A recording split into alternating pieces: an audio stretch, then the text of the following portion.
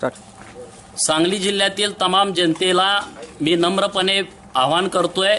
माझी भूमिका आज मी जाहीर केलेली आहे। विटा येथे पत्रकार परिषद घेऊन गेल्या अनेक दिवसापासून मी लोकसभा निवडणूक लढवावी या सांगली जिल्ह्यातील तमाम शेतकऱ्यांची, कष्टकऱ्यांची, नोकरदारांची आणि बहुजन समाजातील लोकांची मागणी होती आणि त्या मागणीचा आदर करून मी लोकसभेची निवडणूक लढणार हे आज मी स्पष्ट करतोय।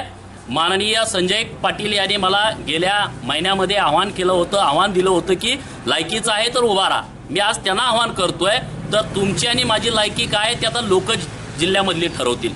तुमची लायकी वाढवायचं काम करण्यामध्ये गोपीचंद पडळकर प्रमुख होता आणि अनेक भारतीय जनता पार्टीचे नेते होते। आज जर तुमची लायकी जिल्ह्यामध्ये होती तर तासगाव विधानसभेची सीट 28,000 मतांना पडते कशी?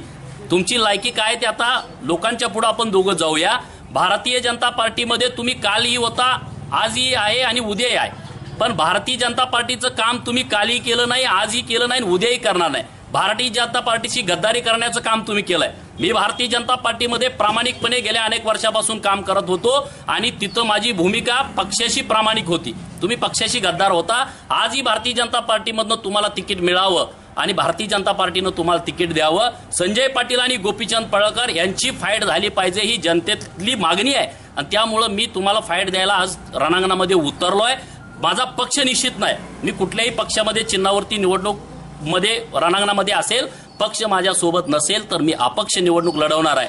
त्यामुळे जिल्ह्यातल्या लोकांनी आता कुठलीही संदिग्धता मनात न ठेवता, कुठल्याही शंका कुशंका मनामध्ये न ठेवता लोकसभेच्या प्रचाराला कामाला लागावं एवढीच मी आपल्या माध्यमातून कळकळीची विनंती करतो।